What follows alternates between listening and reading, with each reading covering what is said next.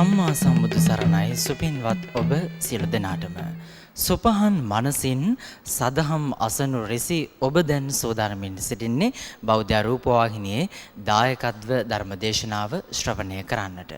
අද ධර්මදේශනාව පවත්වන්නට අප කළ ආරාධනය මෙත් සිතින් යුතුව පිළි අරගනිමින් ධම්සභා මණ්ඩපයට වැඩම කොට වදාළ කුරුණෑගල මහකෙළිය කටුපොත පාරේ ගන්තිරියාව සුදර්ශන ආරණ්‍ය සේනාසනාධිපති පූජ්‍යපාද කැලණියේ කල්යාණ වංශ ගෞරවනීය ස්වාමින්වයන් වහන්සේ අපි ගෞරව නමස්කාර පූර්වකව අද ධර්මදේශනාව දෙසා පිළිගනිමු. අවසරයි අපේ හාමුදුරනේ. සාදු සාදු සාදු. අද ධර්මදේශනාවේ තම සැදැහැති දායකත්වයෙන් කටයුතු කරන්නේ ඇඹරළුව දකුණ වැලිවේරිය 572 නිවසේහි පදිංචි මල්ලිකා නාරංගොඩ මහත්මිය ඇතුළු හිතවත් ප්‍රාදේශීය හිතවතුන් පිරිස. ධර්මදේශනාව ශ්‍රවණයටයි සියලු දෙනාම සූදානම. ඊට පෙර ආතුව අපි සියලු දෙනා තිසරණ සහිත පංචශීලය සමාදන් වෙමු. සාදුනාදයක් පවත්වලා තෙවරක් নমස්කාරය කියමු පංචශීලය සමාදන් වීමට. අවසරයි අපේ හාමුදුරනේ. සාදු සාදු සාදු. නමෝ තස් භගවතු වරහතෝ සම්මා සම්බුද්දස්ස නමෝ තස් භගවතු අරහතෝ සම්මා සම්බුද්දස්ස නමෝ තස් භගවතු අරහතෝ සම්මා සම්බුද්දස්ස.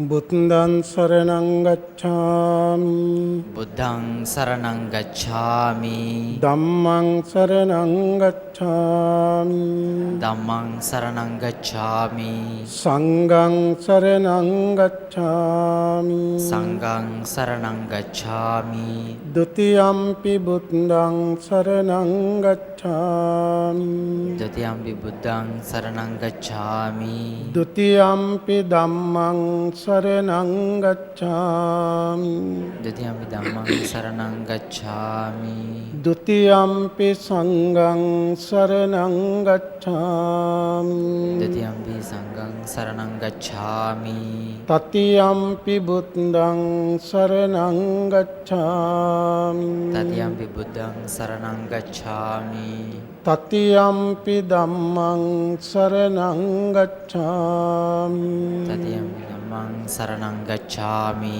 තතියම්පි සංඝං සරණං ගච්ඡාමි තතියම්පි සංඝං සරණං ගච්ඡාමි සරණාගමනං සම්පුන්නං ආම බන්තේ පාණාතිපාතා වේරමණී සික්ඛාපදං සමාදියාමි පාණාතිපාතා වේරමණී සික්ඛාපදං සමාදියාමි අදින්නාදාන වේරමණී සික්ඛාපදං සමාදියාමි අදින්නාදාන වේරමණී සික්ඛාපදං සමාදියාමි කාමේසු මිච්ඡාචාරා වේරමණී සික්ඛාපදං සමාදියාමි කාමේසු මිච්ඡාචාරා වේරමණී සික්ඛාපදං සමාදියාමි මුසාවාදා වේරමණී සික්ඛාපදං සමාදියාමි මුසාවාදා වේරමණී සික්ඛාපදං සමාදියාමි විසුනා වාචා වේරමණී සික්ඛාපදං සමාදියාමි විසුනා වාචා වේරමණී සික්ඛාපදං සමාදියාමි පරුසා වාචා වේරමණී සික්ඛාපදං සමාදියාමි පරුසා වාචා වේරමණී සික්ඛාපදං සමාදියාමි සම්පප්පලාපා වේරමණී සික්ඛාපදං සමාදියාමි සම්ප්‍රප්පලාපා වේරමණී සික්ඛාපදං සමාදියාමි මිච්ඡා ආජීවා වේරමණී සික්ඛාපදං සමාදියාමි මිච්ඡා ජීවා වේරමණී සික්ඛාපදං සමාදියාමි තිසරණේන සද්දින් ආජීව අට්ඨමක සීලං ධම්මං සාදුකං සුරක්ඛිතං කତ୍වා අප්පමාදේන සම්පාදී තබ්බං ආම බන්තේ සාදු සාදු සාදු සමන්ත චක්කවාලීසු අත්‍රා ගච්ඡන්තු දේවතා සත්දම්මං මුනි රාජස්ස සුනන්තු සංඝ මොක්ඛදං ධම්මත් ශ්‍රවණ කාලෝ අයං බදන්තා ධම්මත් ශ්‍රවණ කාලෝ අයං බදන්තා ධම්මත් ශ්‍රවණ කාලෝ අයං බදන්තා නමෝ තස්ස භගවතු අරහතෝ සම්මා සම්බුද්දස්ස නමෝ තස්ස භගවතු අරහතෝ සම්මා සම්බුද්දස්ස නමෝ තස්ස භගවතු අරහතෝ සම්මා සම්බුද්දස්ස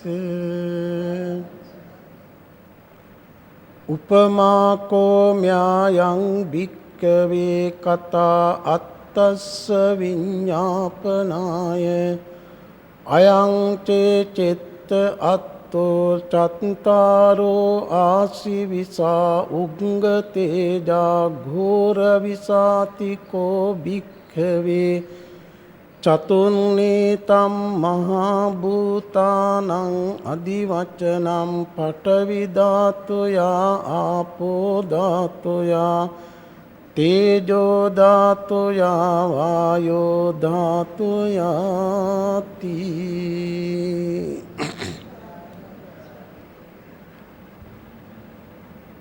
සද්ධා බුද්ධ සම්පන්න කාරුණික බෞද්ධ පින්තුනි පැයක් පමණ කාලයක් තථාගත ධර්මයෙන් බිඳක් ශ්‍රවණය කරන්නටයි මේ සදහවත් සෑම සියලු දෙනාම සූදානම් වෙන්නේ.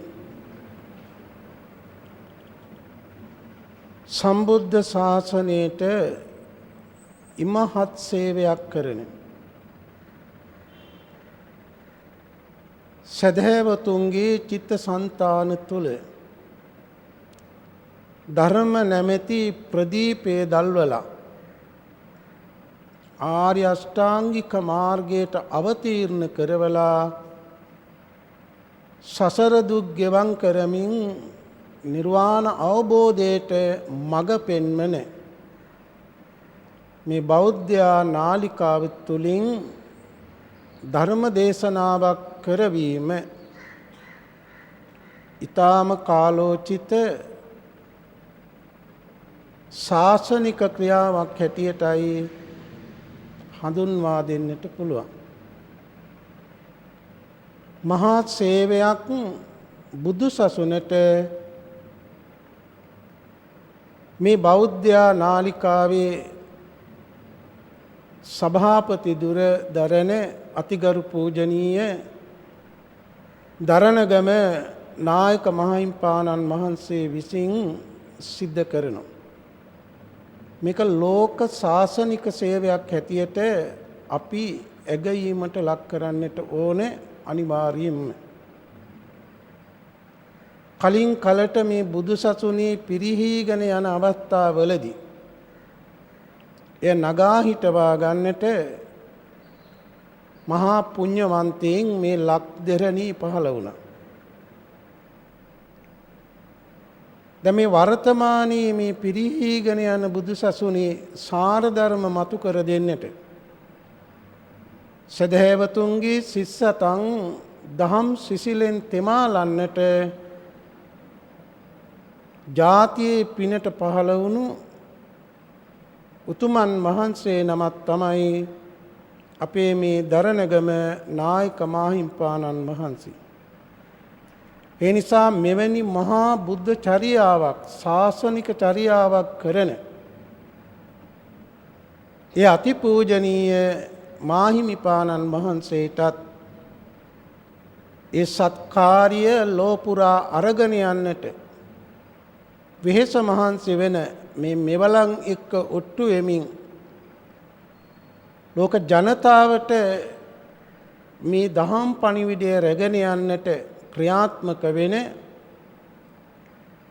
ඒ සේවක මණ්ඩලයටත් ඒ ක්‍රියාකාරී වෙන හැම සියලු දෙනාටමත් අපේ මේ ධර්ම දේශනාවෙන් ජනිත වෙන කුසල ශක්තියේ අග්‍රඵලයෙන් මෙලවත් පරලොවත් සසරත් ධර්මාවබෝධයෙන් බැබලෙන දහම් රසයෙන් රසවත් වුණු දහම් සැනසීමෙන් සැනසුණු ජීවිත ලබාගෙන සසර දුකින් ඈතර වෙලා අමා මහ නිවනින් සැනසෙන්න ලැබේවා කියලා ආශිර්වාද කරමු ප්‍රථමයෙන්ම. ඊළඟට අද මේ ධර්ම දේශනාවේ ප්‍රධාන දායකත්වයේ දරන්නේ අඹරලුව දකුණ වැලිවේරිය 572 කියන නිවසේ පදිංචි මල්ලිකා නාරංගොඩ මහත්මිය ප්‍රධානම ඒ හිතවත් ධර්මකාමී සදහැවත් ප්‍රදේශවාසී සෑම සියලු දෙනාම එකතු වෙලා. එතකොට මේ පින්වත් මෑණියන් මේ නාරංගොඩ මැතිණිය විසින් ඊතා උදාර ක්‍රියාවක් සිද්ධ කරනවා. අර්ථ දෙකක් මේ තුලින් සම්පූර්ණත්වයට පත් වෙනවා. එකක් තමයි තමන්ගේ දහම් දැනුම වර්ධනය කර ගැනීම සහ ප්‍රඥාව වර්ධනය කර ගැනීම. දෙවෙනි කාරණාව තමයි තමන්ගේ ඈත මෑත ඥාති හිතවත් හැම දෙනාටම ලංකාව පුරා ලෝකයේ පුරා සියලු බෞද්ධ ජනතාවටත් දහම් මිහිරක් දහම් සැනසීමක් ලබා ගන්නට අවස්ථාව උදා කර දීම. මෙන්න මේ වාගේ පින් කරගත් අය තමයි පින්තුනි ජීවමාන බුදුරජාණන් වහන්සේ නමකගේ සම්මුඛයේදී සතර පද ගාථාව ශ්‍රවණය කිරීමෙන්ම චතුරාර්ය සත්‍ය ධර්මය අවබෝධයෙන් සෝවාන් සකර්දාගාමි අනාගාමි අරිහත් කියන මාර්ගඵල ප්‍රතිවේදයෙන් අමා මහ නිවන් සම්පත්තිය සාක්ෂාත් කරගන්න. එවැනි උතුමන්ට බුදුරජාණන් වහන්සේ පුද්ගල පඤ්ඤාත්තිප්ප කරන දේශනාවේදී වදාළේ උග්ගටි තඤ්ඤ. උග්ගටි තඤ්ඤ කියලා කියන්නේ වහා අවබෝධ වෙන නුවණ තියෙන අය. එතකොට මෙන්න මෙවැනි දායකත්ව දරමින් අනිත් අයවත් ඊට එකතුපාදා කර ගනිමින් මේ දහම් රසය විඳින දහම් රසය අනිත් අයටත් ලබා දෙන තමන්ගේ සිත තුළ දහම් සැනසීම විතරක් නෙමේ දහම් ආලෝකය ඇති කරගන්න ගමන් අනිත් අයගේ සිස්සතන් තුලත් ඒ දහම් ආලෝකය ඇති කරන අය තමයි බුද්ධ ශාසනයකදී ජීවමාන බුදු කෙනෙක් ඉදිරිපිටදී උග්ගටි තඤ්ඤ බවට පත් වෙලා වහා ධර්මය අවබෝධ කරගෙන අමා මහ නිවන් සම්පත්තිය සාක්ෂාත් කරගන්න. ඉතින් අපේ මේ පින්වත් නාරංගොඩ මෙතිනියත් අන්න ඒ වගේ මතු සසරේදී උග්ගටි තඤ්ඤ උත්තමාවියක් බවට පත් වෙන්නට පුළුවන් මහා පුණ්‍ය නිධානයක් තැන්පත් කරගන්නවා කියන සතුට ඇති කරගන්නට ඕන. ඊළඟට වසර 30කට ඉහතදී මිය පරලෝකීය එන්.එල්. ඇල්බර්ට් ආදරණීය පියතුමාට ඒ වගේම ශ්‍රී සම්බෝධි විහාරවාසී දමිත ස්වාමින් වහන්සේට පින් අනුමෝදන් කිරීම සහභාගී වූ සෑම දෙනා නමින් මිය පරලෝකීය සියලු දෙනාට පින් අනුමෝදන් කිරීමත් එතුමිය බලාපොරොත්තු වෙනවා. ඉතින් අපි ධර්ම දේශනා අවසානයේදී ඒ පුණ්‍යානුමෝදනාව කරමු. එතකොට අපේ හිත පුරා මේ දහම් රසයෙන් කුළු ගැන්විච්ච පිරිසිදු මානසිකත්වයකින් ඇතිවෙච්ච මහා කුසල සම්භාරයක් හිත පුරා රැස් වෙලා තියෙනවා. එතකොට අපිට අනුමෝදන් කරන්නට පුළුවන්කම ලැබෙනවා. පින්වත්නි, මං මුලින් මාතෘකා කළ සූත්‍ර දේශනාව ආසි විසූපම සූත්‍රය. ආසීසූපම සූත්‍රය මේක ටිකක් ගැඹුරු සූත්‍ර ධර්මයක්. මීට ප්‍රථමයෙන් මේ පින්වතුන් මේ සූත්‍ර දේශනාව ශ්‍රවණී කරන්නටත් ඇති සමහර විට. ලෞතර බුදුරජාණන් වහන්සේ සමීපයට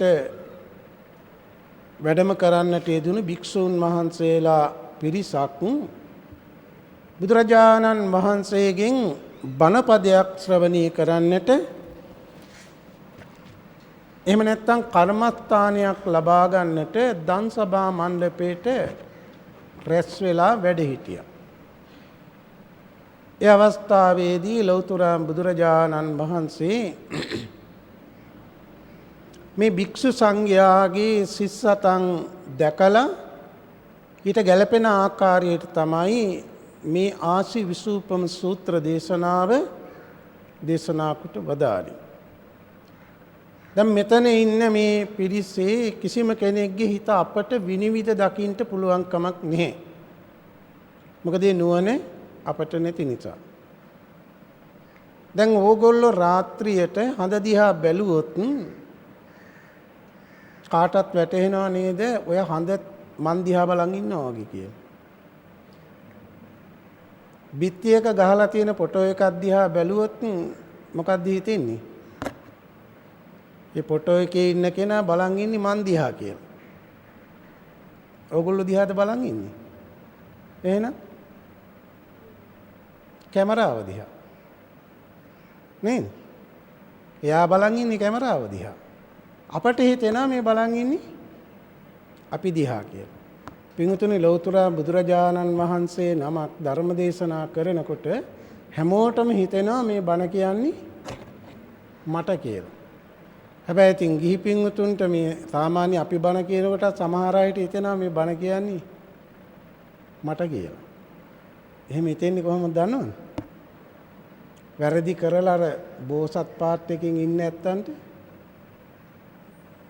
එවැනි දෙයක් කියවනකොට මේ හාමුදුරුවෝ මේ වහින් ගොරින් ගහන්නේ මට කියලා. නෑ එහෙම දෙයක් නෑ. අපි ඉතින් මේ සූත්‍රයට අනුව බණ කියනවා. අර ඉතින් තොප්පිය හරිනම් දාගත්තට ඉතින් අපි මොකෙක් කරන්නේ නේ? ඉතින් ලෞතර බුදුරජාණන් වහන්සේ නමක් ධර්ම දේශනා කරන්නේ හැම කෙනෙක්ගේම සිද්ධියා බලලා. තප්පරයකින් 100න් පංගුවයි යන්නේ ලක්ෂයක් හිටියත් ඒ හැම දෙනාගේම සිත් දකින්න. බුදුරජාණන් වහන්සේගේ නුවණ ඒ තරම් දියුණුයි. ඉතින් මේ භික්ෂුන් වහන්සේලාගේ සිත් දැක්කහම තේරුණා උන්වහන්සේලා සසර පුරා දුක්ඛ සත්‍ය වර්ණාව එහෙම නැත්නම් දුක පිළිබඳව භාවනාව පුරුදු කරපු අය කියලා. දුක පිළිබඳව එහෙම භාවනාවක් ගැන අහලා නැති වෙති නේද? එහෙම අහලා නැහැ නේද? දුක පිළිබඳ භාවනාවක් ගැන අහලා තියෙනවද මේ මෑණිවරු? උට ඉස්සෙල්ලා අහලා නැහැ නේද කවුරුවත්? මොකද්ද මේ දුක පිළිබඳ භාවනාව කියන්නේ? ජාතිපි දුක්ඛ, ජරාපි දුක්ඛ කියලා දුක්ඛ සත්‍ය අහලා තියෙනව නේද? ඕක විදර්ශනාවට නැංවීම තමයි දුක පිළිබඳ භාවනාව කියන්නේ. කාලය අනුව මං ඉදිරියට ටිකක් ඒක පැහැදිලි කරන්නම්කෝ. ඉතින් මෙන්න මේක දැක්ක සරුවඥන් වහන්සේ ඊට ගැළපෙන ආකාරයේ ධර්ම දේශනාවක් කරන්නට තමයි අදහස් කළේ. දැන් මං ඉහතින් කීවා මේ අපේ ධර්ම දේශනාවේ ප්‍රධානත්වයේ දරන මේ නාරංගොඩ මෑණියන් ඒ මෙතිනිය විසින් සසර උපදින්නේ කොහොමද කියලා. උග්ගටිතඤ්ඤ ඕකේ පුද්ගල පඤ්ඤාතිප්පකරණිය තියෙනවා පුද්ගලය 4 දෙනෙක්. උග්ගටිතඤ්ඤ, විපටිතඤ්ඤ, නෙය්‍ය පදපරම කියලා. උග්ගටිතඤ්ඤ කියලා කියන්නේ සතර පද ගාථාවක් දේශනා කරනකොටම ඒක අවබෝධ වෙනවා වහාම. සරියුත් මගලන් දෙනම වහන්සේලාගේ කතා ප්‍රවෘත්ති අහලා තියෙනවනේ. කෝලිත උපතිස්ස අෂ්ටජී ස්වාමින් වහන්සේ දේශනා කළේ "යේ ධම්මා හේතුප්පවවා යේ සංඤේසං තථාගතෝ ආහ." ඔය ගාථාවේ පළමු පද දෙක දේශනා කරනකොටම සෝවාන් ඵලයටපත් වුණා. අන්න උග්ගටිතඤ්ඤ. ඒකට කියන උපමාව තමයි නෙළුම් මල ඇති වෙන්නේ කොහෙද? මඩි. ඕක දැන් පොහට්ටුව හට අරගෙන උඩට එනවනේ. ඇවිල්ලා කෙමිය වතුරෙන් උඩට මතුවෙලා ඕම තියෙනවා. අරුණෝදය කියන එක දන්නවද? සූර්ය උදය නෙමෙයි අරුණෝදය. අරුණෝදය කියන්නේ අහසි ලා තද කහ පාට නෙමෙයි ලා රතු පාට හුරු ආලෝකයක් උඩටම. ඕකට කියනවා අරුණෝදය කියලා. ඔන්න ඔය අරුණෝදය වැටෙනකොටම අර මල පුබුදු වෙනවා. සසර පුරා හොඳට බණ දහම් අහලා භාවනා යෝගීව හිත පුරුදු කරපු කෙනත් සතරපද ගාථාව අහනකොටම චතුරාර්ය සත්‍ය වහා අවබෝධ වෙනවා. එවැනි පුද්ගලයන්ට කියනවා උග්ගටි තඤ්ඤ. විපති තඤ්ඤ කියලා කියන්නේ මලක් උඩට සම්පූර්ණයෙන්ම ඇවිල්ලා පොහොට්ටුව. දැන් නැට්ට තමයි වතුර යටින් තියෙන්නේ. හැබැයි පිපින්නේ නැහැ. දැන් කිව්ව අරුණට පිපින්නේ නැහැ. එහෙමනම් සිටිජීන් සූර්ය උඩට මතුවෙනවා. ඔකටනේ අපි සූර්ය උදාව කියන්නේ. ඒ මතුවෙනකොට වැටෙන අවුරැල්ලෙන් අර මල පිපෙනවා. අන්න ඒ වගේ ගාථාවක් මාතෘකා කළා ඒක පදගත අර්ථ වශයෙන් තහ භාව සන්න වශයෙන්. ඒක තෝරනකොටම අරයට ඒක වැටහෙනවා. ඒ සනේදීම සෝවාන් ආදී මාර්ගඵලයන්ට පත් වෙනවා. ඒ විපචිතන්නේ ඊළඟට නෙය්‍ය පුද්ගලයා කියලා කියන්නේ දැන් මල හොඳට උඩට ආවා. දැන් නටුවත් එක්ක උඩට ඇවිල්ලා අපිට පේනවා. මල පිපිලා නැහැ. දැන් මේ සූර්යයා උදා වේගන එනවා. සූර්ය කිරණේ රශ්මිය වැඩි වේගන 11 විතර වෙනකොට ඒ කියන්නේ දවල් 11 මාර වෙනකොට සාමාන්‍ය අපිට දැනෙනවනේ. ආන් ඒ වෙනකොට අර මල ඉබේම පිපෙනවා. ඒ කියන්නේ තද සූර්ය රශ්මිය මේකට වැටෙන්න ඕනේ. අන්න ඒ වගේ තමයි එවැනි පුද්ගලයන්ට ඒ සූත්‍ර දේශනාවක් හෝ බණ පදයක් ඕක 10-12 පාරක් නෙමෙයි. පළවෙනි පාරම හොඳට විස්තර ඇතුව දේශනා කරනකොට හිතේ පැත්තට යනවා. ඒ ඔස්සේ හිත ගමන් කරනවා. යා මාර්ගඵල අවබෝධ කරනවා. පදපරම කියලා කියන්නේ මේ ජීවිතේ කොයිතරම් බණ ඇහුවත් මාර්ගඵල අවබෝධයක් වෙන්නේ. එහෙම නෙළුම් පොට්ටු දැකලා තියෙනවනේ අපි කඩාගෙන ඇවිල්ලා ওই වතුරේ දාලා තියලා පුප්ප ගන්න නේද? පුප්ප ගන්නවා කියවම සමහර ඇත්ත හිතනවා මේ පුප්පනවා කියන්නේ වෙන අර්ථයක් නේද? මල් පුප්පන එක මල පුප්පන එක වෙනයි. ඔය ඒ පිප්පිල්ල පුප්පන්න ගියොත් එහෙම ඉතින් ප්‍රශ්න ඇති වෙනවා. පදපරම් පුද්ගලයන් අන්නේ නෙළුම් පොහට්ටුව වගේ. දැන් මේ දේශනාව කළේ නෙය්‍ය පුද්ගලයන්ට. දැන් අපි මේ දේශනාවේ පාලි අර්ථය සිංහල පරිවර්තනය කරමින් කියන්න ගියොත් කාලෙ මදි. ඒ නිසා මම ඒක සිංහලට එකම කියන්නම්. ඉස්සෙල්ලා මේකේ ලස්සන කතාවක් තියෙනවා. අනේ කතාව අපි අහගෙන ඊට පස්සේ මේක විග්‍රහ කරමු කාලේ ඇතුව. ඒ නිසා ටිකක් කෙටියෙන් මේ කතා වස්තුව කියන්නම්. රජ කෙනෙකුට රාජපුරුෂයන් විසින් අපරාධකාරයෙක් අල්ලලා ගෙනල්ලා දෙනවා. මොකටද? දඬුවම් දෙන්න. රජුරවන්ට ඉතින් ගෙනත් දෙන්නේ නලවන්න නෙමෙයි නේ. දඬුවම් දෙන්න.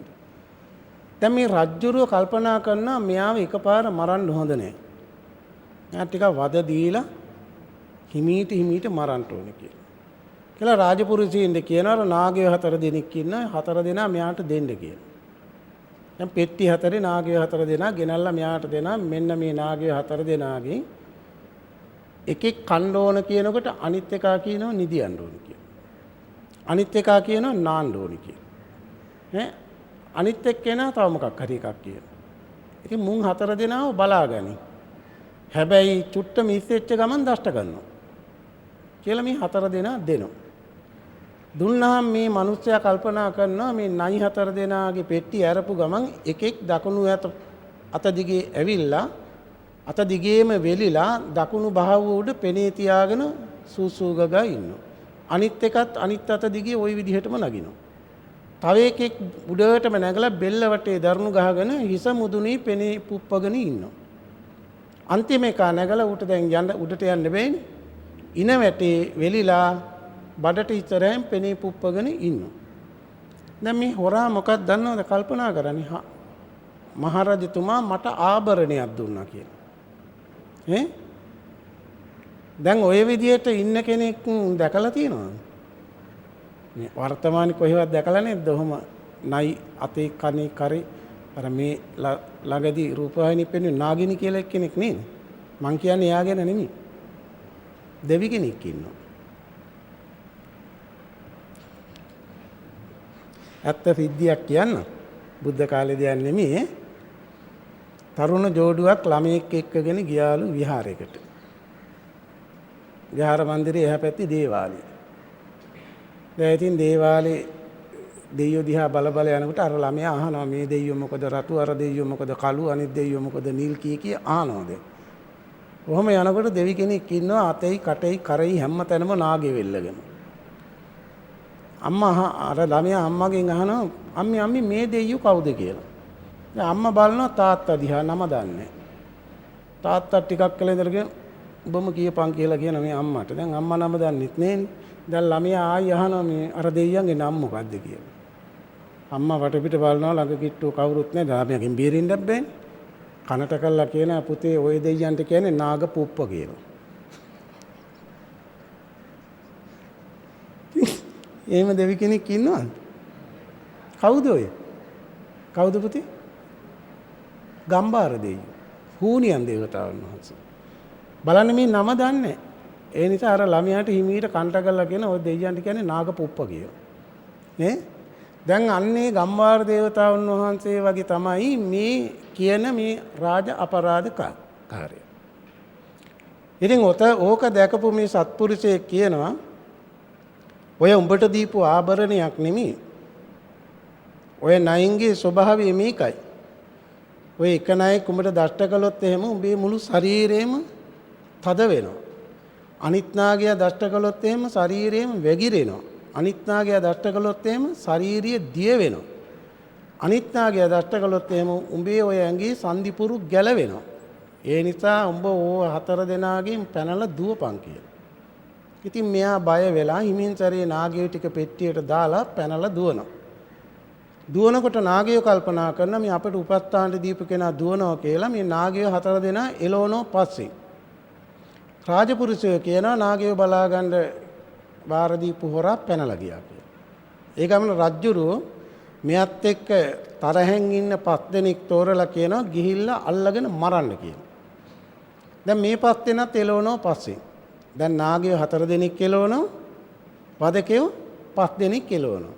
මේ වදකයෝ 5 දෙනා එළවන බව අර මුලින් මෙයාට මේ අනතුරු අඟවපු පුද්ගලයා කියන ඔන්න ඔබ පස්සේ දැන් මිනිස්සු 5 දෙනෙකුත් කඩු අරන් එළවනවා. ඒ නිසා බේරියන් කියන. ඉතින් දැන් මෙයා නායකයින්ටත් වෙට්ටු දදා දුවනවා අරගොල්ලන්ටත් වෙට්ටු දදා දුවනකොට රජුරෝ කල්පනා කරනවා මේක කරන්න බෑ මෙයාව මේ විදිහට අල්ලන්න බෑ. ඒ නිසා කවුද මේකට හොඳ කියලා බලනකොට මේ පුංචි කාලේ ඉඳන් ඇසුරු කරපු මෙයත් එක්ක තරහ උඩින් යාලුකම් පෙන්නන මිතුරෙක් ඉන්නවා. කවුද පුතේ එවැනි අයට කියන්නේ? දහම් පාසලේ උගන්වලා තියෙන ඔහොම අයට මොකද්ද කියන්නේ මේනි?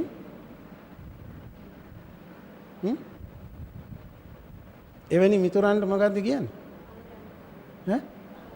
පස මිතුරා. පස මිතුරු කියන්නේ එහෙම අයට. කොතනක හරි පස මිතුරු කියලා තියනවා නම් මිතුරෙක් නෙමෙයි හතුරෙක් හැටියට තේරුම් ගන්න. පස මිතුරා කියනවා. අන්නේ පස මිතුරෙක් හොයලා කියනවා ගිහිල්ලා මරලා හිස ගෙනත් දෙන්න කියලා. දැන් එයත් කඩුව අරගෙන දුවනවා. දුවන ගමන් කියනවා දුවන්න එපා හිටපන්. උඹත් එක්ක මගේ තරහක් නැහැ. අඹදරුවොත් එක්ක හොඳින් හිටපන් කියලා මෙයා ඉතින් අර හොඳට කතා කර කර එළවනවා පස්සේ. ඉතින් එහෙම දුවනකොට දැන් එයාට අල්ලන්නත් බෑ. මෙහෙම දැන් දුවගෙන යනකොට මෙයාට දැන් හරි වෙහෙසයි මහන්සි. තියෙන ගම්මානයක්. ඒකේ තියෙන ගෙවල් 6ක්. දැන් ඉතින් මේගොල්ලන්ට පේන්නේ නැති දුරකට දුවලා දැන් මේ වෙනකොට. දැන් ඉතින් බඩගිනි පිපාසයි මේක ඇතුළට රිංගලා මොන හරි තියෙන දෙයක් කාලා ටිකක් ගෙමන් නිවාගෙන යන්න ඕනේ කියලා අර ගෙවල් 6න් පළවෙනි ගෙට රිංගලා බලනවා. අනික කවුරුවත් නැහැ. හට්ටි මුට්ටි වලට අත දාලා බලපුවහම මුකුත් නැහැ. ඔය විදියට ගෙවල් හයටම රින්ගලා බලනවා මුකුත්ම නැහැ. හිස්. ඒ ගමනේ ඉතින් දැන් කන්න හම්බුනිත් නැහැ බොන්න හම්බුනිත් නැහැ. පස්සේ ඉතින් ගහක් තියනවා ඔතන හෙවණට ඉඳ ගන්නවා ගිහිල්ලා. ඉඳගෙන ඉන්නකොට අර මිත්‍රයා අර මුලින් අනතුරු අඟවපු කෙනා ඇවිත් කියනවා ඔතන ඔහොම ඉන්න එපා. මේ ගම මංකොල්ලා කන මංකොල්ලාකාරයෝ ඉන්නවා. උන් ආවොත් උඹ අල්ලගනීවි. ඔතන ඉන්න එපා දුවපන් කියනවා. ඉතින් ඒ ගමන මෙයා ආයි දුවනවා. ඉතින් මෙහෙම දුවගෙන මෙයා දුවනකොට අර හොරු ටිකක් එනවා. ඇවිල්ලා බලනකොට මේ කෙනෙක් දුවනවා ගම්මානේ ඉඳලා. හොරු ටිකක් එලවනවා පස්සෙන්ද. දැන් බලන්න නාගයෝ 4 දෙනෙක් එලවනවා, වදකයෝ 5 දෙනෙක් එලවනවා, පසමිතුරෙක් එලවනවා. දැන් මෙතනින් හොරු 6 දෙනෙක් එලවනවා. කොහොම දුවගෙන යනකොට තියෙනවා විශාල ගංගාවක්. වතුර පාර හරිම සැඩයි. ඉතින් දැන් මෙයා පිටිපස්සට බලනකොට මේගොල්ලෝ ඈත දුවගෙන එනවා අල්ලගන්න. දැන් එහා පැත්තේ එහෙම මුකුත් භයානක බවක් පේන්නේ නැහැ. මෙහා පැත්තේ භයානකයි. එහා පැත්තට යන්න ක්‍රමයකුත් නැහැ. ඉතින් වටපිට බලලා කල්පනා කරනවා මෙතන ඉඳියොත් මැරෙන්න වෙනවා. කොහොම හරි යන්න ඕනේ ඊතරට. කියලා වටපිට බලලා ඔය තියෙන රොඩු කෑලි ටිකක් එකතු කරගෙන කොට කෑලි ටිකක් එකතු කරගෙන වැල්පොට වලට එකකින් ඕක එකට බැඳලා අරුන් එන්නේ ඉස්සෙල්ලා ඕක දියත් කළා ඕක ඉඳගෙන අත් දෙකෙන්ම පදිනවා මේක. පැදලා ගඟෙන් 4න් එකක් යනවා. ගිහිල්ලා බලනවා පස්සරලා බලනකොට දැන් මේ ආපු අය ගම් යූරේ නතර වෙලා ඒගොල්ලන්ගේ රූපෙත් හොඳට පැහැදිලි කටහඬත් හොඳට ඇහෙනවා. දැන් නතර වුණොත් මේගොල්ලෝ මාව අල්ල ගන්නවා කියලා දැන් ආයි හතිමුනින් දාගෙන පදිනවා. පැදලා භාගයක් ගින් හැරලා බලනකොට කටහඬ එන්නේ හැබැයි රූපේ පේනවා. ඒ ගමන කල්පනා කරනවා මේකත් හොඳ නැහැ කියලා තව ටිකක් පදිනවා. පැදහම දැන් ගඟෙන් 3 කාලක් ගියා. එතකොට අර කටහඬ කොහොමත් ඇහෙන්නේ රූප ඡායාව වගේ පේනවා. නෑ මෙතන ඉන්න හොඳත් නෑ කියලා ඉතුරු ටිකත් පැදලා පහුර ඉවුරේ වැදුනහම ඉවුරට ගොඩ වෙලා පහුර සැඩපහරට තල්ලු කරනවා. තල්ලු කළා ඉවුරට ගොඩ වෙලා බලනකොට කිසිම බියක් එකක් නෑ. ඉතින් එයා සැනසීමෙන් යන්ට යනවා. නාගයෝ 4 දෙනයි, හොරු 5 දෙනා, හොරු 6 දෙනයි, වදකයෝ 5 දෙනයි, පසමිතුරයි අර මෙගොඩ මැරිලා වැටෙනවා. මොකද මෙයාව අල්ලගන්න බැරි වුණ දුකට. දැන් ඕක තමයි කතාව. තපෑ කාලෙනි තියෙන්නේ. අපි දැන් ඕක අකුලලා ගන්න ඕනේ පෑ කාලට නේද? ඉස්සෙල්ලම් බලමු මේ මොකද්ද මේ කීවේ කියලා. දැන් මේ රජ්ජුරුව කියන්නේ සාංශාරික වශයෙන් අපි කරගන්නා ලද කුසල අකුසල කර්ම ශක්තිය. ටිකක් ගැඹුරුයි. ඉතින් මේ හොඳට අවධානයෙන් අහනකොට තේරෙවි ඈ. මොකද අපිත් මහා විශාරදයෝ නෙමෙයිනේ. ඒ නිසා ඉතින් අපි දෙගොල්ලම උත්සාහ කරමු විතර්ක බුද්ධියෙන් යුතුව මේක ටිකක් තේරුම් ගන්න. දැන් ඕක මතක තියාගන්න රජ්ජුරුව කියන්නේ කර්මයයි. කුසල් අකුසල් දෙක අපි කරගෙන තියෙනවානේ. ඒ කර්ම ශක්තිය. එතකොට මේ ප්‍රතඥයා කියලා කියන්නේ දැන් මේ වදකයා කවුද? මව් කුසින් හෝ නැත්තම් භවයට උපදින ප්‍රතඥ පුද්ගලයා. මේ හොරා වදකයා නෙමෙයි හොරා. එතකොට දැන් රජ්ජුරුව කියන්නේ කර්මය මේ ගම්පහරන නෙමෙයි මේ රජ්ජුරුවන්ට ගෙනත් දීපු මේ හොර දෙටුවා කියන්නේ ප්‍රතඥ පුද්ගලයා. එතකොට දැන් මේ ප්‍රතඥ පුද්ගලයාටනේ අර නාගයෝ 4 දෙනා දෙන්නේ. දැන් මේ නාගයෝ 4 දෙනා දීම හරියට කර්මයේ විසින් ප්‍රතිසන්දිග්‍රහණය කරනකොට සතර මහා භූතයෙන් ලැබුණා වගේ. සතර මහා භූතයෙන්ගින් හැමදේම හටගන්නේ. එතකොට මේ සතර මහා භූතය මේ ලැබුණේ ප්‍රතිසන්දියේ. ඒකයි අර හදාගන්න කියලා දෙන්නේ. එතකොට දැන් මේ හතර මහා භූතයෙන්ගෙන් පලා යන්න කියලා කියන්නේ කවුද? ලෞතර බුදුරජාණන් වහන්සේ. එතකොට මේ හතර මහා භූතයන්ගේ ස්වභාවය මෙන්න මේකයි කියලා තේරුම් කර දෙනවා කියලා බුදුරජාණන් වහන්සේ නෙමෙයිනේ දැන් කතාවත් වේ කල්යාණ මිත්‍රයෙක්නේ. ඒ තේරුම් කර දෙනවා කියන්නේ මහා භූත කර්මස්ථානී භික්ෂුන් වහන්සේලාට ලබා දීම. එතකොට පංච වදකා වදකයපත් වෙනා කියලා කියන්නේ පංචස්කන්ධයට. ඊළඟට චට්ටෝ වදකා කියන්නේ 6 වෙනි වදකයා කල්යාණ මිත්‍රයා කියලා හඳුන්වන පසමිතුර කියන්නේ නන්දි රාගයට. ඔකත් ලෝභයම තමයි. ඊළඟට පාළු ගෙවල් 6 කියලා කියන්නේ ඇස කන නාසය දිව ශරීරය මනස කියන ඉන්ද්‍රිය 6ට. ඊළඟට පාළු ගෙවල් බිඳින මංකොල්ලකාරය 6 දෙනා කියන්නේ රූප ශබ්ද ගන්ධ රස පොට්ටබ්බ ධම්ම කියන බාහිර ආයතන 6ට. ඕරිම තීරං කියලා කියන්නේ ප්‍රතජන ලෝකය. ඊළඟට විරියාරම්භය වීරිය කරනවා කියලා කියන්නේ පදින්න අතින්නේ වීරිය කරන්නේ. චත්තාරෝ සම්මප්පදාන සතර සම්‍යප්පදාන වීරිය. එතකොට මේ සඩපහර කියන්නේ කාමෝග භවෝග ditthiyෝග අවිජ්ජාෝග කියන 4. ඊළඟට මේ පහුර කියන්නේ මොකද්ද?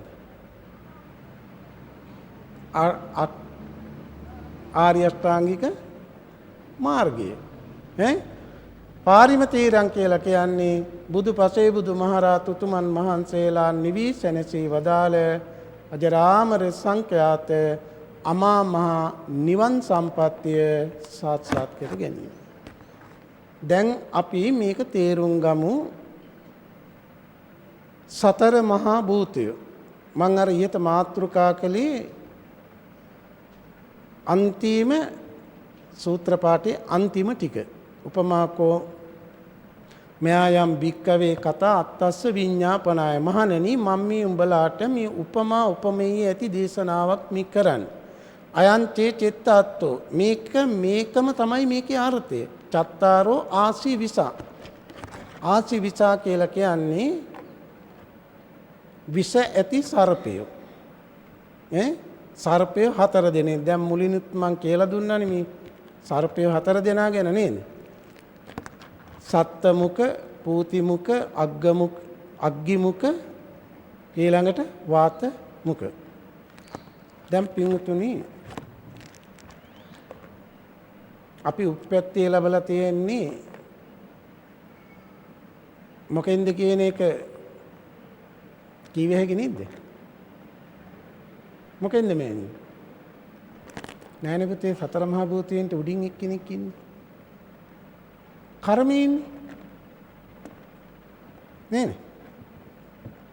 ඔය ප්‍රතිසන්දි සිත ගේන්නේ කර්මයෙන්. දැන් රජ්ජුරුවනේ කර්මය කියන්නේ. එතකොට මේ කර්මය කුසල කර්ම අකුසල කර්ම කියලා දෙකයි. ඊළඟට කාමාවචර රූපාවචර අරූපාවචර ලෝකෝත්තර කියලා 4යි. ඔය විදිහට බෙදාගෙන ගිය හැකි. එච්චර දුරට විග්‍රහ කරලා දෙන්න කාලෙ මදි. එතකොට මේ කර්ම ශක්තිය ජනක උපත්තම්බක උපපීඩක උපඝාතක කියලා 4 ආකාරයක් තියෙනවා. ඔයින් ওই ප්‍රතිසන්දි ලබා දෙන්නේ මොන කර්මයේද? ජනක කර්මය. එයාට අභිධර්ම දැනුම තියෙනවා ටික. නැත්තම් ඕවා කියන්න බෑ ඔය තරම් ඉක්මනට. ජනක කියන්නේ ඒකට කියන අනිත් නම ජාත කර්මය. දහම් පාසල් යනවනේ. ඒක තමයි ජාත කර්මය. උප්පැති කර්මය. මව් කුස තුල උපදින්නේ තිල තේලස්ස යතා බින්දු සප්පිමණ්ඩෝ අනාවිලෝ ඒවං වන්න පටිභාගෝ කලලන්ති පෞච්චති.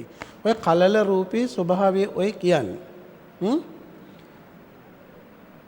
පොල් කෙන්දක් අරගෙන තල තෙල් බෝතලයක දාලා 7 පාරක් ගසා ඇරලා අල්ලට අල්ලපුවාම ඇහැට පේන නොපෙනෙන තරමේ පුංචි තිතක් බිඳුවක් වැටෙනවා.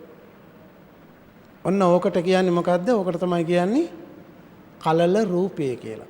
ඔන්න ඔය පුංචි තිත තමයි මව් කුසක උප්පැත්තිය ලබන්නේ. ඔය පුංචි තිත තුල තියෙනවා පඨවි ආපෝ තේජෝ වායෝ වර්ණ ගන්ධ රස ඕජා කියලා සුද්දාෂ්ටකේ. වේදනා සංඥා සංකාර විඥාන කියන ස්කන්ධ හතරක් ඕකේ තියෙනවා. එතකොට අන්න ඕක තමයි අපේ උප්පැති මුල. ඔය කලල රූපය.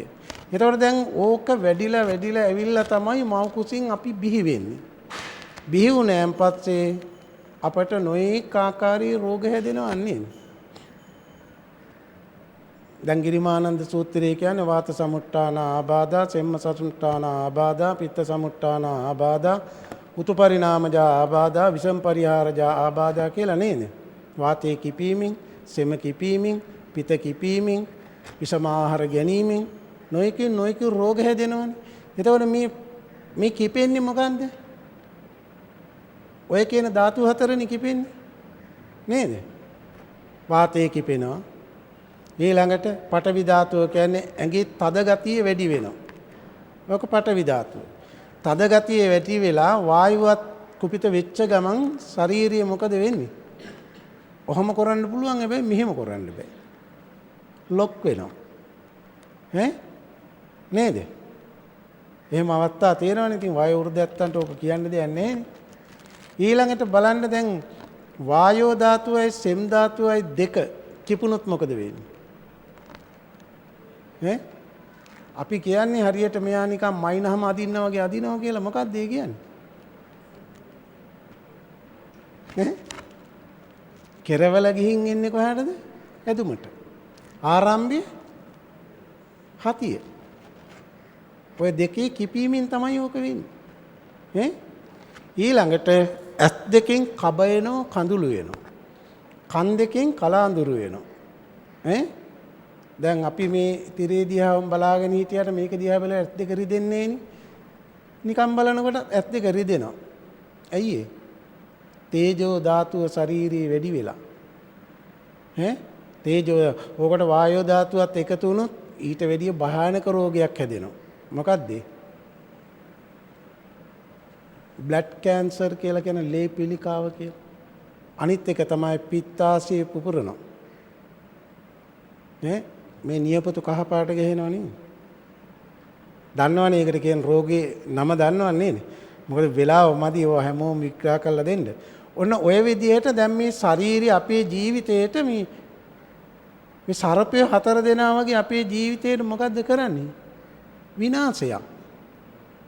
ඒ නිසා බුදුරජාණන් වහන්සේ මේ ධාතු කොටස් හතර සර්පය හතර දෙනෙක් හැටියට හැඳින්වුවා. එතකොට අපි මේකේ භයානකත්වය තේරුම් ගන්න ඕනේ. ඔය තේරුම් ගැනීම තමයි පින්වතුනි විදර්ශනාව කියලා කියන්නේ. මේ භාවනාවට කියන්නේ චතු ධාතු විවත්තාන කියලා. සතර ධාතුන් වෙන්ව දැකීම. ඊළඟට මේ බොහොම කෙටියෙන් කියන්න තියෙන්නේ තව විනාඩි 5නේ තියෙන්නේ. පංචස්කන්ධය.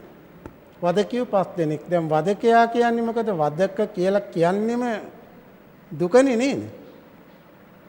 එතකොට දැන් මේකේ කියනවා පච්චත්තික පංචන්නං උපාදානස්කන්ධානං අදි වචන. මේ පංච උපාදානස්කන්ධයන්ට කියන වදකියු 5 දෙනෙක් කියලා. දැන් පින්වතුනි අපි චුට්ටක් අර මේ ධර්ම කරුණු කියනකොට ඒකත් එක්ක තමන්ගේ තර්ක බුද්ධිය එකතු කරනවා. ඇයි මේ පංචස්කන්ධෙට ඇයි මේ අපිට වදකයෝ කියන්නේ කියලා. බලන්න මේ ශාරීරිය අපිට දෙන වදයක්. දවසට දෙපාරක් නාවන්න ඕන. 3 පාරක් කණ්ඩ දෙන්න ඕන. ඊළඟට නිදි කරවන්නත් ඕන. තව නොඑක් දේව පොඩ්ඩ බැරි වෙච්ච ගමන් මොකද කරන්නේ? සමහර වෙලාවට නතර කරන්නේ ඉස්පිතාලේ ගෙනහිල්ලා. ඉතින් වදකයෝ නෙමෙයිද? හැබැයි සරලව තේරෙන්නේ නැහැ මේ ටිකක් ගැඹුරුයිනේ. හොඳට හිතලා බලන්න ඕනේ. එතකොට තේරෙනවා මේක. දැන් වදකේ කරන්නේ අපිට වද දීමනේ. පංචස්කන්ධය අපිට කරන්නේ වද දීම. ඊළඟට චට්ටෝ අන්තරචරු වදකෝ. ඒ කියන්නේ 6 වෙනි වදකයා. නන්දි රාගස්සේතං අදි වචන. නන්දි රාගය කියන්නේ මේ කැමැති ලෝභය. ඒ කියන්නේ ලෝභයම තමයි. නමුත් ඒ ලෝභයේ තරම් දරුණු නෑ මේක. අර මොකෙද්ද සතෙක් ඉන්නව නේද ඇටි කිහිල් කන. ඈ? උගුඩුව තව නමක් කියනවා ඔයාට. ඒ නම කියන්න හොඳ නැහැ. දැන් එයා හරි. එයා මේ ඇටි කිහිල් ගහ ළඟට ගිහිල්ලා බලනවලු අද නම් එකක්වත් කන්නේ. ටිකක් කියලා ඉඳලා කල්පනා කරනවා එකක් කෑවට එච්චර ගාණක් නේ. එකක් කනවලු. එච්චර මොකුත් වෙන්නේ නැහැ. දැන් දෙකක් කනවා. ඊළඟට තුනක් කනවා. කාලා කල්පනා කරනවා දෙකක් තුනක් කාපු එක දැන් ඉතින් ඔක්කොම කනවා කියලා. නන්දි රාගය කියන්නේත් ඔන්න ඔය වගේ දෙයක් තමයි. අපේ සිත මේක අවබෝධ කරගෙන ඉන්නේ මේ දේ හොඳ නැහැ කියලා. ඈ? නමුත් අනාදිමත් කාලයක් තිස්සේ අපි මේක පුරුදු කරලා තියෙනවා. ඒ නිසා හිත හිමීට ඒ පැත්තට හැදිලා නැහැ. හොයි ටිකක් කරනවා. ඈ? දැන් වාතය අමාරු තියෙන අයට කොක් කන්න එපා කියවම ඔව් ගොඩක් නම් කන්න හොඳ නැහැ මදුලක් දෙකක් මොකෑ වෙන්නේ කියලා ඉතින් කනවා. නන්දි රාගය කියන්නේ අන්න ඒ වගේ දෙයක් ඈ. එතකොට මේ පංචකාම වස්තුන්ට අපේ සිත අලෝලා අපේ සිත පංචකාම වස්තුන් ඔස්සේ ගමන් කරවලා අපිව නරකාදී සතර අපායට ඇදලා දානවා. නේ? දැන් විනාඩි 5යිනේ තියෙන්නේ. ඒ නිසා දැන් අනික් කරුණු දෙක වචන විතරයි කියන්න වෙන්නේ. ඊළඟට දැන් මේ සූත්‍ර දේශනාවේ තියෙනවා ගෙවල් 6ක් හිස් ගෙවල් 6ක් පිළිබඳව. මම මුලින් කීවා මේ ගෙවල් 6 මොනවාද කියලා අසකන නාසය දිව ශාරීරිය මනස. ඇයි මේවට මේ හිස් ගෙවල් කියන්නේ? මෑණිය ඔය මෑණියන්ගේ ඇස් දෙක හිස්ද? ඈ? මම හිස් වෙන හැටි කියන්නද මෑණිය? ඈ එකක් වෙලාව මදි හොඳේ. දැන් ඔය පුංචි බබානේ ඔය ඇහි පේන්නේ නේද? ඒක ගලවලා අයින් කරපුවාම කළු ඉංගිරියාව තියෙන්නේ. එතනින් එහාට තියෙන්නේ මොකද්ද දුවේ? සුදු පාට සෙම්පටල 7ක් තියෙනවා. එතනින් එහාට ගත්තාම තියෙන්නේ ඇස් ගෙඩිය. දැන් ඇහක් තියෙනවද? මනසින් හිතලා බලන්න ඇහක් තියෙනවද කියලා නෑ නේද? එහෙනම් දැන් මේකට අපි රූපයක් අරගෙන අනේ හොඳයි සපයි කියවන මෙතන දැන් එහෙම දෙයක් තියෙනවද? එතකොට හිස් නේද? ඒ විදිහට තමයි මේවා තේරුම් ගන්න ඕනේ. අභිධර්මෙනේ ගැඹුරු ධර්මයේ අන්න ඒ විදිහට තේරුම් ගන්න ඕනේ. එතකොට කන නාසය දිව ශරීරය මනස කියන ටිකත් ওই විදිහටම තේරුම් ගන්න ඕනේ. ඊළඟට හිස් ගෙවල් 6 බිඳින්න ආපු හොරු 6 දෙනා කියන්නේ රූප, ශබ්ද, ගන්ධ, රස, පොට්ටබ්බ ධම්ම කියන අරමුණු 6. ඉතින් දැන් ඒකත් ওই විදිහටම හිතලා බලන්න දැන් රූපයක් කියලා එකක් තියෙනවද කියලා. මේක දිහා බලාගෙන මේක පිත්තලනේ. ඔක උණු කොළොත් එහෙම. උණු කොල්ල කුඩු කොළොත් ඔතන මුකුත් නැහැනේ. නේද? ඔක විනිවිද දැක්කොත් ඔතන ලස්සනක් නැහැ. එතකොට අපි මේ විනිවිද නොදකින නිසා මෝහාන්ධකාරයෙන් වෙහිච්ච සිතේ ලෝභය විසින් උපද්දවපුවාම ඔක ලස්සනයි සපයි කියලා ඔක අල්ල ගන්නවා. අන්න අර හොරු වගේ තමයි එතකොට. හොරුන්ට අහු වුණා වගේ තමයි එතකොට. හොරුන්ට අහු වුණා වගේ අපි ඕකේ බැඳුනහම මොකද්ද වෙන්නේ? ලෝභසහගත සිතිවිලි උපදිනවා. ලෝභසහගත සිතිවලින් නරකාදී සතර අපායට වැටෙනවා. නේද? බොහොම සරලව තේරුම් ගන්න ඕනේ ඔන්න ඔය ආකාරයට. ඊළඟට දැන් මේ පුද්ගලයා ගිහිල්ලා ඉවුරේ නතර වෙලා අර පහුර හදා ගන්නවා. පහුර කියන්නේ අරිය අෂ්ටාංගිකෝ මග්ගෝ ආර්ය අෂ්ටාංගික මාර්ගය. ඒක කොටස් තුනකට තියෙනවා සීල, සමාධි, ප්‍රඥා කියලා. ඉතින් දැන් ඒක හුඟා දුරට විග්‍රහ කරන කාලය අඩුයිනේ. ඒ නිසා බණ අහලා ඇති තේරුම් අරන් තියෙනවනේ. සීලය කියන්නේ කය වචන දෙකේ හික්මීම. සමාධිය කියන්නේ හිතේ ඒකාග්‍රතාවය, අරමුණක හිත පිහිටීම. දැන් ඔය ඇත්ත ඔක්කොම මේ පෑම මගේත් එක්කනේ අරමුණේ හිටියේ. දැන් මම ඇස් දෙක පියාගෙන බණ කියවනම් මේ හුඟක් ඇත්ත බුදියනවා. එතකොට බලන්න මේ මෑනියෝ කරන දේන් අර්ථයක් නැතුව යනවා නේ. දැන් ඔක්කොම බණ ඇහුවා මාත් එක්ක බණ කීවා. ඕක තමයි ධර්ම සාකච්ඡාව තුළින් ධර්ම දේශනාව සාර්ථක වෙනවා. එතකොට සිත සමාධිමත් වෙනවා අන්න ඒ විදිය. ප්‍රඥාව කියන්නේ දැන් මම පුංචි උපමාවක් කියනකොට ඕගොල්ලන්ගේ මනස උපමාව ඔස්සේ එහාට ගියා ටිකක් හරි වැටහුණා. නේද? එහෙම වැටුණානේ. ඔක තමයි ප්‍රඥාව. එහෙනම් අපි ගිහින් තියෙන්නේ ආර්ය අෂ්ටාංගික මාර්ගයේ. එතකොට මේ ආර්ය අෂ්ටාංගික මාර්ගයේ කෙරවල තියෙන්නේ මොකද්ද? නිවන. සෝවාන් සකර්දාගාමි අනාගාමි අරිහත් කියන මාර්ගඵල ප්‍රතිවේදයෙන් අජරාමර සංඛ්‍යාත අමා මහ නිවන් සම්පත්තිය සාක්ෂාත් කරගන්නට ලැබෙනවා. ඉතින් පින්වතුනි දැන් අපි පැය 30 ඊටාම ශ්‍රද්ධාවෙන් භක්තියෙන් ඒ වගේම දහම් ප්‍රීතියෙන් දහම් රසයේ විඳිමින් අපි ධර්ම ශ්‍රවණය කළා. අපේ මේ පින්වත් අඹරලුව දකුණ වැලිවේරිය 572න් 3 පදිංචි නිවසේ පදිංචි මල්ලිකා නාරංගොඩ ඒ මහත්මිය විසින් අර මම මුලින් සඳහන් කළා වගේ සෑම කෙනෙකුගේම සිස්සතන් තුළ දහම් ප්‍රදීපයක් දල්වමින් මහා ධර්මාලෝකයක් උදා කර දෙමින් මේ ධර්ම දේශනාවේ ප්‍රධාන දායකත්වයේ දරුවා. ඒ නිසා එතුමිය උග්ගටිතඤ්ඤ භාවයට පත්වමින් සතර වහා චතුරාර්ය සත්‍ය ධර්මයේ අවබෝධයෙන් අමා මහ නිවන් දකින්නට පුළුවන් මහා පුණ්‍ය නිධානයක් තැන්පත් කරගත්තා කියලා සතුටු වෙන්නට ඕන. ඊළඟට වසර 30කට ඉහතදී මිය පරලෝ ගිය ඇන්.එල්. ඇල්බර්ට් ආදරණීය පියාණන් වහන්සේට පින් අනුමෝදන් කිරීමත් එතුමිය බලාපොරොත්තු වෙනවා. සහභාගී වූ සෑම සියලු දෙනාටමත් පින් අනුමෝදන් කිරීම සියලුම ඥාතීන්ට මිය පරලෝකීය ඥාතීන්ට පින් අනුමෝදන් කිරීම. එමනම් අපේ අපවත් වී වදාළේ නායක මාහිම්පාණන් වහන්සේටත් ඒ සියලු අනිකුත් සියලු ඥාතීන්ටත් මේ ධර්ම ශ්‍රවණානිමේ කුසල ශක්තිය බලය එකසේ හේතු වීමෙන් දුක්ඛ සමුදය නිරෝධය මාර්ගයේ චතුරාර්ය සත්‍ය ධර්මය අවබෝධයෙන් ඉක්මනටම අමා මහ නිවනින්ම සැනසෙන්න ලැබේවා කියලා සාදු කියලා පින් දෙන්න.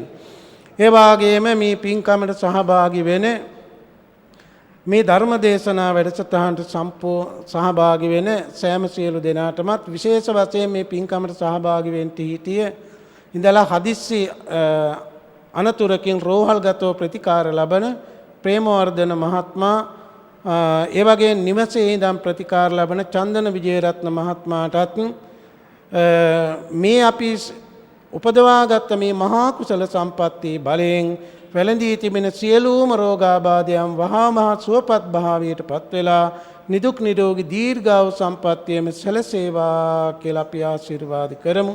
අවසාන වශයෙන් අපේ මේ සම්බෝධි විහාරයේ අධිපතිව වැඩවෙසෙන මේ බෞද්ධ නාලිකාවේ සභාපති දුරන්දර අපේ නායක මාහිම්පාණන් වහන්සේටත් ඒ වාගේම මේ නාලිකාවේ මේ සෑම ක්‍රියාදාමයක්ම කරන ඒ අපේ නිලධාරි මහත්මීන්ටත් මේ සද්ධර්ම ශ්‍රවණ මහා කුසල සම්පatti බලයෙන් ඒ අයටත් වහා මහා ධර්මාවබෝධය ලැබී අමා මහ නිවනින් සැනසෙන්න ලැබේවා කියලා ප්‍රාර්ථනා කරන ගමන් අවසාන වශයෙන් අපි හැම දිනාටම ධර්ම ශ්‍රවණය කළ මේ පින්වතුන්ට සහ ධර්ම දේශනා කළ මටත් අපි සෑම සියලු දෙනාටම මේ උදාර කුසල ශක්තිය බලය ජාතියක් ජරාවක් ව්‍යාධියක් මරණයක් ශෝකයක් පරිදේවයක් දුකක් දෝමනස්යක් උපායාසයක් නැති සදාකාලික සැනසීම අජරාමර සංඛ්‍යාත අමා මහ නිවනින් සැනසීම පිණිසම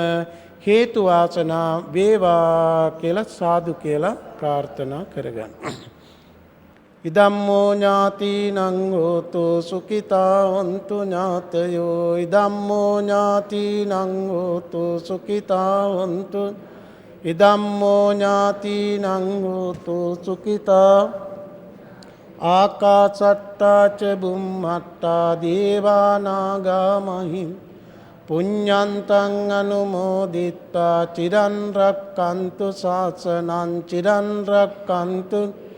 චිරන් රක්칸තු මම් පරං ඉමිනා පුඤ්ඤ කම්මේන මාමේ බාල සතං සමාගමෝතු යාව නිබ්බාන ඉදම්මේ පුඤ්ඤ කම්මං ආසවක්ඛයාවං සප්ම දුක්ඛා පමුච්ඡතු මේ කුසලය අප සෑම දිනාටද නිවන් අවබෝධය පිණිසම හේතු වේවා වාසනාව වේවා සාදු කියන්නේ හැම දිනාටම සැනසීමක්ම වේවා කියලා අපි ආශිර්වාද කරනවා. අභිවාදන සීලිස්ස නිච්ඡම් වට්ටාපජායිනෝ චත්තාරෝ ධම්මා වඩ්ඩන්ති ආයුවන්නෝ සුඛං බලං ආයුරාරෝග්‍ය සම්පatti සග්ග සම්පatti මේමච අතෝ නිබ්බාන සම්පatti ඉමිනාතේ සමිච්ඡතු සුපත්තේවා සනසීමක් අද ධර්මදේශනාව පැවැත් වූ කුරුණෑගල මහකෙළිය කටුපොත පාරේ ගන්තිරියාව සුදර්ශන ආරණ්‍ය සේනාසනාධිපති පූජ්‍යපාද කැලණියේ කල්යාණ වංශ ස්වාමින්ද්‍රයන් වහන්සේට අපගේ ගෞරවනීය කෘතවේදීත්වය පිරිනමා සිටිමු.